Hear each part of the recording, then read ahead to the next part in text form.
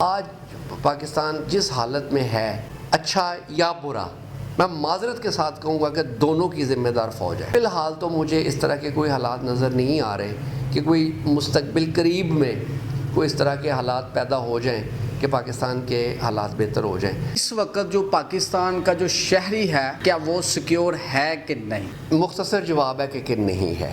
آج آپ پاکستان کا ویزا اوپن کر دیں، امریکہ کا، یورپ کا، بلکہ میں سمجھتا ہوں کہ یہ یو اے ای وغیرہ کے ملکوں کا بھی آپ اوپن کر دیں، پاکستان میں کوئی بندہ نہیں رہے گا، سب لوگ پاکستان چھوڑ کے چلے جائیں۔ 47 سے بھی بڑی ہے مائگریشن ہو۔ یس، میں آپ کو یقین دلا رہا ہوں کہ پاکستان میں 24 کروڑ میں سے یہاں پہ 2 کروڑ رہ جائیں گے، 22 کروڑ پاکستان چھوڑ کے چلے جائیں گے۔ السلام علیکم ناظرین، نیو ٹائمز پاکستان سے میں ہوں آپ کا ہوسٹ چوہدری محمد اویس۔ ناظرین، اس چیز میں کوئی دو رائے نہیں ہے کہ 6 سپٹمبر 1965 کو پاکستانی نیشن، پاک فوج کی ایک بہت بڑی اچیومنٹ تھی، اکمپلشمنٹ تھی۔ یقیناً ہم نے شہدائے پاکستان کو ہم نے خراج تحسین پیش کرنا ہے اس دن کے موقع کے اوپر۔ ان کی جو قربانیاں دی ہیں انہوں نے، یہ بالکل بھی رائیگاں نہیں جائیں گی۔ لیکن آج ہم نے ڈسکس کرنا ہے کہ آج ملک و قوم جس نہج کے اوپر پہنچ چکی ہے، اس کے ذمہ دار کون ہے؟ دوسرا، جوڈیشری کا اس وقت جو مذاق اڑایا جا رہا ہے، اس کے پس پردہ ذمہ دار کون ہے؟ ان تمام چیزوں کے اوپر ڈسکس کرنے کے لیے میرے ساتھ یہاں پر موجود ہیں x president Sialkot district bar جناب سید علی نجم گیلانی صاحب۔ سب سے پوچھتے ہیں کہ آخر وجہ کیا ہے؟ السلام علیکم۔ جی وعلیکم السلام، ویسا بہت شکریہ آپ کا۔ آپ نے بڑا ہی ایک مشکل سا سوال کیا ہے۔ بھائی میرے، اللہ ایک لفظ ہے عدل، جس کے اوپر ہر چیز چلتی ہے۔ جب عدل کے الٹ چیزیں کی جائیں نا، تو پھر کسی چیز کا بھی نظام صحیح نہیں چلتا۔ جہاں تک فوج کی قربانیوں کا تعلق ہے، کوئی پاکستانی اس چیز سے انکار نہیں کر سکتا کہ فوج آج اگر پاکستان قائم ہے، اور آج پاکستان جس حالت میں ہے، اچھا یا برا، میں معذرت کے ساتھ کہوں گا کہ دونوں کی ذمہ دار فوج ہے۔ ٹھیک ہے، جتنی اس وقت ڈسٹیبلٹی موجود ہے، ایگزسٹ کرتی ہے پاکستان کے اندر، ان تمام کی جو ذمہ داریاں ہیں، بے شک وہ اچھے لفظوں میں آپ ان کو کہہ لیں یا پھر ان کو برے الفاظ کا چناؤ آپ کہہ لیں، کیونکہ پاکستان کی اکانومی کا اس وقت جو بیڑا غرق ہوا ہے، یا پھر جوڈیشری کے ساتھ جو اس وقت مذاق اڑایا جا رہا ہے، جو جوڈیشری کا تماشا بنایا جا رہا ہے، سرعام بنایا جا رہا ہے، ان دونوں حالاتوں میں ذمہ دار فوج ہی ہے۔ نہیں، میں فوج کا لفظ استعمال شاید صحیح نہیں ہے۔ دیکھیں، کسی ایک جگہ پہ 10 لاکھ بندہ ہے، اس میں سے چند لوگوں کی وجہ سے آپ پورے ادارے کو غلط نہیں کہہ سکتے۔ ٹھیک ہے، جو فوج میں وہ سولجر بھی شامل ہے جو بارڈر کے اوپر کھڑا ہے، وہ 24 گھنٹے ڈیوٹی دے رہا ہے، وہ بھوکا بھی ہے، وہ پیاسا بھی ہے، اور وہ اپنے ملک کی حفاظت کے لیے وہاں پہ گولیاں بھی کھا رہا ہے۔ ٹھیک ہے، فوج تو وہ بھی ہے، فوج میں ہائر لیول کے افسران بھی ہیں۔ ٹھیک ہے، اس لیے مطلب اس سے پہلے 2-3 دفعہ مارشاء اللہ لگا، جو کہ عدل کے خلاف تھا، مگر ہمارے ساتھ زیادتی ہے کہ فوج ذمہ دار نہیں ہے، ہمارے سیاستدان جو کہ ایک غلط چیز کو اپنے اقتدار کے لیے، اپنے لالچ کے لیے جب اس کے پیچھے چل پڑتے ہیں، تو پھر ہم جو اوپر بیٹھا ہوا ہے اس کی نسبت پیچھے چلنے والے زیادہ اس خرابی کا باعث بنتے ہیں۔ What is going to be happen in coming days؟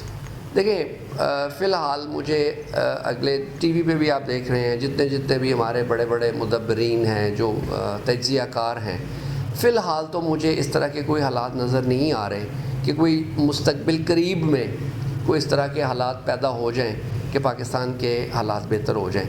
دیکھیں، جب تک حالات غریب آدمی جس کے لیے روٹی کھانا مشکل ہے، جیسے ابھی آج کل بجلی کے بلوں کا ایشو بنا ہوا ہے، یار کہاں سے پے کریں؟ جب تک ان کے حالات بہتر نہیں ہوں گے، ملک کے حالات بہتر نہیں ہو سکتے۔ اس لیے اوپر والے جو بیٹھے ہوئے ہیں، نہ تو ان کو چینی کی فکر ہے، نہ ان کو پیٹرول کی فکر ہے، وہ تو اپنی عیاشیوں میں مگن ہے۔ سر، جو مارا گیا ہے نا، وہ جو ایک مڈل کلاس طبقہ تھا نا، اس سے نیچے والے لوگ جو ہیں، بلو مطلب وہ اب مڈل کلاس طبقہ پاکستان میں ختم ہو گیا ہے۔ ٹھیک ہے، اب یا اپر کلاس ہے یا لوور کلاس ہے۔ ٹھیک ہے، جب تک نیچے والے لوگوں کو آپ فیسیلیٹیٹ نہیں کریں گے، اس وقت تک ملک کے حالات بہتر۔ ابھی اگلے دن وہ میں دیکھ رہا تھا کہ جو IMF کی وہ جو خاتون ہے، سربراہ جو ہے، وہ یہ کہہ رہی ہے کہ ہم نے کب پاکستان کو کہا تھا، گورنمنٹ کو کہا تھا کہ جی آپ غریبوں پہ ٹیکس لگائیں. سر جو بندہ 10 لاکھ روپیہ کما رہا ہے، ٹھیک ہے، اور اس کا خرچہ 5 لاکھ روپیہ ہے، وہ باقی 5 لاکھ روپے میں سے جب تک آپ حکومت اس سے بائی فورس ٹیکس نہیں لے گی، سر پاکستان کے حالات نہیں بہتر ہو ٹیکس نیٹ بڑھانا چاہیے تھا نا. ٹیکس نیٹ بالکل بڑھانا چاہیے، مگر ان لوگوں سے جو ٹیکس نہیں دے رہے اور وہ دینے کی پوزیشن نان میں فائلر ہیں. کو فائلر کی طرف لے کے آنا چاہیے تھا، بجائے اس کے کہ ہم ڈائریکٹلی جو غریب آدمی ہے اس کے اوپر اتنی برمار ہم کھڑی کر دیں، جس کے گھر کا 2 وقت کا کھانا بیچارے سے بڑی مشکل سے ہو رہا تھا، اب تو ایک ٹائم پہ آ گیا وہ. بھائی دیکھیں، جو اسلام میں ایک زکوٰۃ کا نظام ہے، کیا اس سے سیکھا نہیں جا سکتا؟ زکوٰۃ ہوتی ہی یہ تھی کہ جو ڈیزرو کرتا تھا، جو اس کا اہل ہوتا تھا، اس سے زکوٰۃ لی جاتی تھی اور اس سے لے کے غریبوں پہ خرچ کی جاتی تھی، اور وہ ایک ہی ٹیکس ہے. ٹھیک ہے، یہاں پہ آپ سگریٹ خرید رہے ہیں اس پہ ٹیکس پے کر رہے ہیں، آپ گھر کا سامان خرید رہے ہیں اس پہ علیحدہ ٹیکس پے کر رہے ہیں، آپ پیٹرول ڈلوا رہے ہیں اس پہ پھر آپ ٹیکس دے رہے ہیں. مطلب ایک ٹیکس کو ایک دفعہ ہی لیا جا سکتا ہے. اس ٹیکس کا پھر اس سے بھی کوئی تعلق نہیں، آپ فائلر ہے نان فائلر ہے، اگر آپ کو ایک جیسا ہی لگ رہا ہے.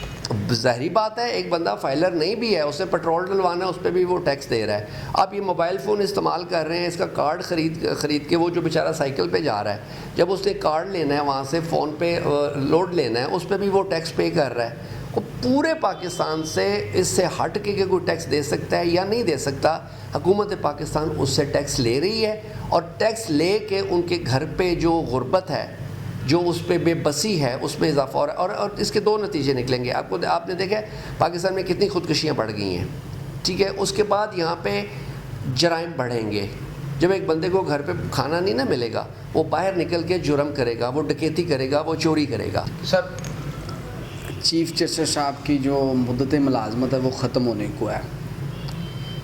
قاضی فائز عیسیٰ صاحب یقیناً وہی آئیں گے اس کے بعد، تو آپ ان سے کیا درخواست کرنا چاہیں گے بینگ اے لائر کہ ان کو اپنے یہ جو چند ایام باقی رہ گئے ہیں ان میں ان کو کیا کام کر کے جانا چاہیے؟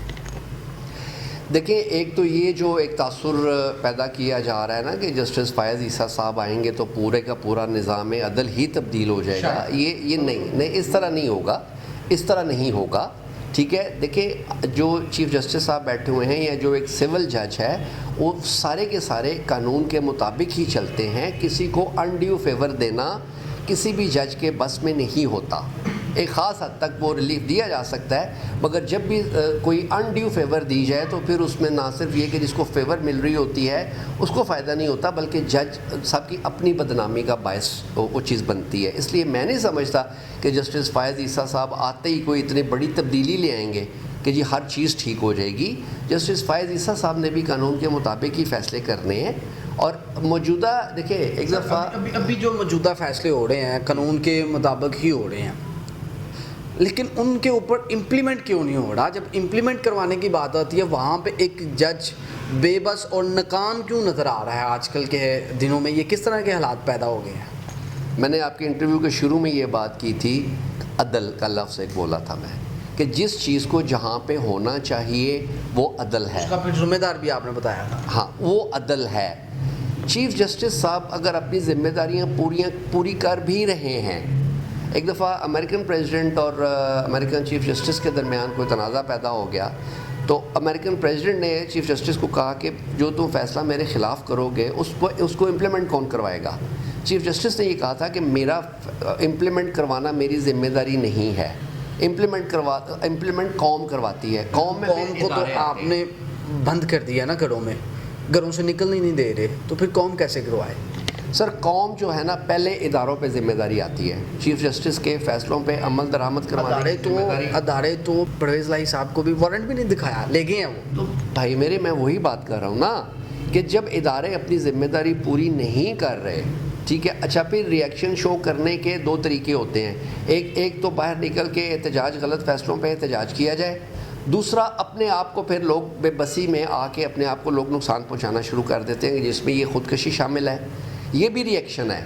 ابھی سوسائڈ ریٹ انکریز ہو رہا ہے. انکریز ہو رہا ہے، آپ کا جرائم کا ریٹ انکریز ہو رہا ہے، آپ کے ڈکیتیوں کا ریٹ انکریز ہو رہا ہے، اور وہ جو لوگ ڈکیتیاں اور چوریاں کر رہے ہیں یہ اضافہ کہاں سے آ رہا ہے؟ ٹھیک ہے، یہ ریئیکشن ہے، وہی ریئیکشن ہے کہ لوگ اس قابل نہیں اپنے آپ کو سمجھتے، ڈرتے ہیں کہ جی ہم لوگ باہر نکل کے کھل کے اگر حکومت کے خلاف نکلیں گے تو شاید ہم وہ افورڈ نہیں کرتے۔ سر آخر پہ ایک کمپلیکیٹڈ سا کویشچن ہے بڑا آسان ہے، لیکن اس وقت جو پاکستان کا جو شہری ہے، جو پاکستان کا جو ڈینیزن ہے، کیا وہ سیکیور ہے کہ نہیں؟ مختصر جواب ہے کہ نہیں ہے، مگر جو مضبوط لوگ ہیں، مطلب مثال کے طور پہ میں بھی اس وقت شدید مشکلات کا شکار ہوں معاشی طور پہ، امن و امان کے حوالے سے۔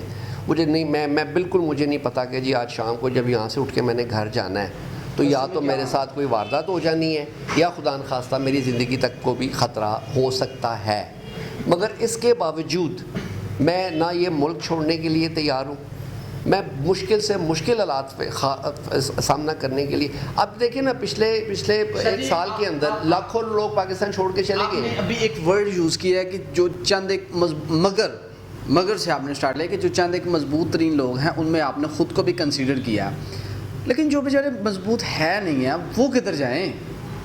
وہ جا رہے ہیں نا۔ آج آپ پاکستان کا ویزا اوپن کر دیں، امریکہ کا، یورپ کا، بلکہ میں سمجھتا ہوں کہ یہ UAE وغیرہ کے ملکوں کا بھی آپ اوپن کر دیں، پاکستان میں کوئی بندہ نہیں رہے گا، سب لوگ پاکستان چھوڑ کے چلے جائیں۔ 47 سے بھی بڑی مائگریشن ہو۔ یس، میں آپ کو یقین دلا رہا ہوں کہ پاکستان میں 24 کروڑ میں سے یہاں پہ 2 کروڑ رہ جائیں گے، 22 کروڑ پاکستان چھوڑ کے چلے جائیں گے۔ ٹھیک ہے، آخر پہ کیا کہنا چاہتے ہیں آپ تمام ذمہ داران کو؟ یار اگر دیکھیں میرا یہ کاروبار ہے نا، میں اس کاروبار کی وجہ سے مجھے اللہ نے رسپیکٹ، روٹی، سب کچھ دی ہوئی ہے۔ یار اس کاروبار کو جب ضرورت پڑے گی نا تو میں نے اس کاروبار سے جو پیسہ بچایا ہوا ہے نا وہ میں واپس اس کے اندر ڈال دوں گا، ٹھیک ہے؟ یار یہ جتنے بھی ہمارے نواز شریف، زرداری، جتنے بھی ہمارے پولیٹیشنز ہیں، یار خدا کا خوف کھائیں، یہ پاکستان رہے گا تو یہ آگے سے اس کو لوٹ مار میں اپنا جاری رکھ سکیں گے، ٹھیک ہے؟ یہ میں سمجھتا ہوں کہ جتنا انہوں نے پاکستان سے لوٹ کے اپنا پیسہ باہر لے گئے ہیں نا اس میں سے آدھا پیسہ بھی واپس کر دیں گے نا۔ مجھے یہ نہیں سمجھ آ رہی کہ انہوں نے یہ پیسہ لے کے کہاں پہ جانا ہے۔ یار برطانیہ دنیا کا ایک طاقتور ترین ملک ہے، وہاں پہ سرکاری گاڑیاں پتہ کتنی ہیں؟ ٹوٹل 45 گاڑیاں ہیں۔ ان کے جو منسٹرز ہیں وہ ریلوے ٹرین پہ آتے ہیں۔ سر پوری دنیا سے ہم بھیک مانگ رہے تھے اور ہم ساتھ ہی بھیک مانگ کے ہم نے کیا کیا کہ ہم نے گاڑیاں آرڈر کی تھی مرسیڈیز۔ یار 3 ارب کی ابھی گاڑیاں خریدی گئی ہیں، DSP لیول تک کو نئی گاڑیاں دی گئی ہیں، ٹھیک ہے؟ ابھی میں ایک انٹرویو سن رہا تھا کہ جو پیسہ ریسنٹلی ان لوگوں نے دیا ہے نا MNA MPs کو لوگوں کو خریدنے کے لیے، ووٹ خریدنے کے لیے، ٹھیک ہے؟ وہی پیسہ اگر واپس لے آئے نا تو ان کے حالات بہتر ہو جاتے ہیں۔ بہت شکریہ جی۔ ناظرین یہ ہیں سید علی نجم گیلانی صاحب، سابقہ صدر سیالکوٹ بار، وہ آپ سے گفتگو کر رہے تھے۔